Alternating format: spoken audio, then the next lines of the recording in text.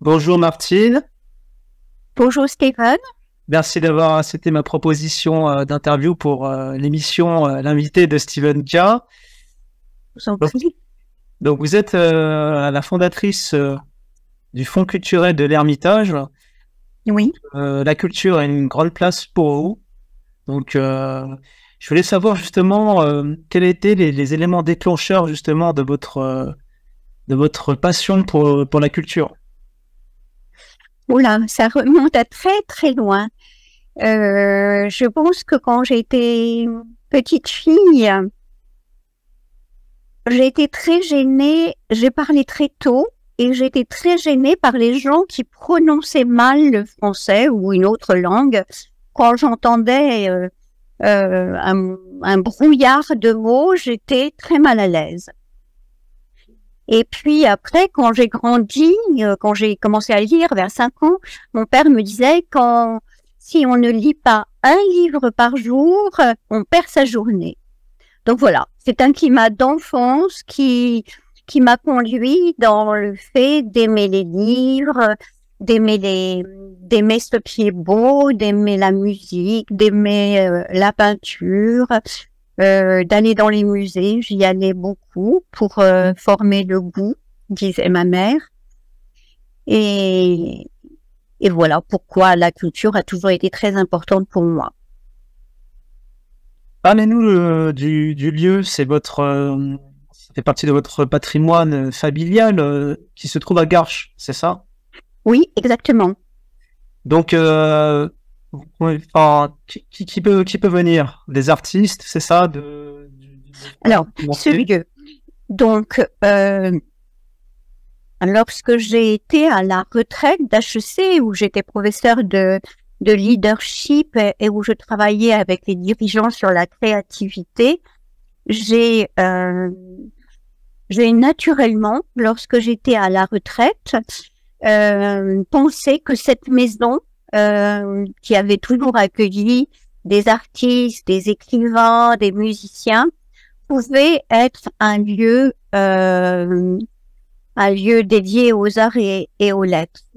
Et donc, dans cette maison, je reçois tous les trimestres des artistes, des artistes plasticiens, des musiciens, des écrivains, dans l'esprit des salons, c'est-à-dire cet esprit où tous les arts se conjuguent pour s'enrichir les uns les autres.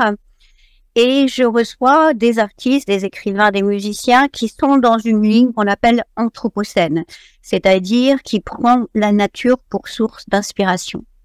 Et j'ai créé 2 prix, un prix art et nature, un prix littérature et nature.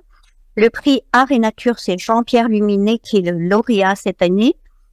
Comme vous le savez, Jean-Pierre Luminet est un grand astrophysicien, mais c'est également un très grand dessinateur, graveur, musicien, compositeur. Je l'appelle mon Léonard de Vinci.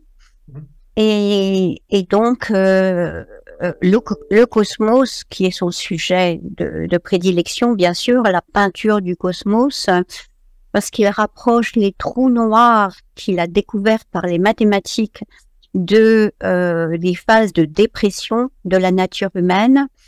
Donc, son travail est tout à fait en lien avec la nature humaine, avec la nature cosmique. Et mon deuxième lauréat du prix littérature et nature, c'est Éric Orsena, qui a écrit un livre qui s'appelle La Terre a soif.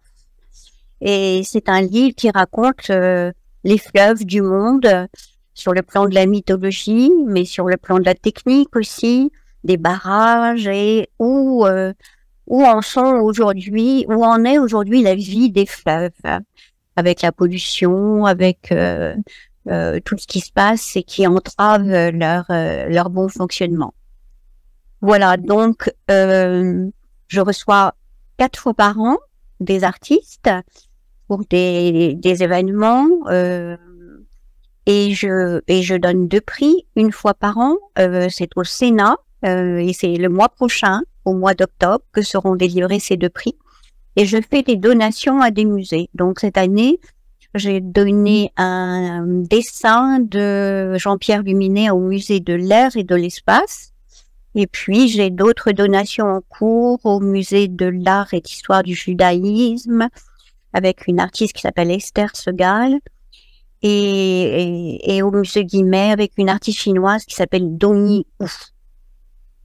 Voilà, donc il y a ici une maison et un jardin. Les artistes sont engagés à utiliser le jardin qui est rempli de sculptures, d'artistes. Et puis, je suis en train de faire placer avec le label Éco-Jardin, donc gestion de l'eau, on ne remplit plus le bassin à l'eau de ville, gestion de la lumière, on a mis des lumières solaires, gestion de la biodiversité, on a planté beaucoup de graminées. Voilà.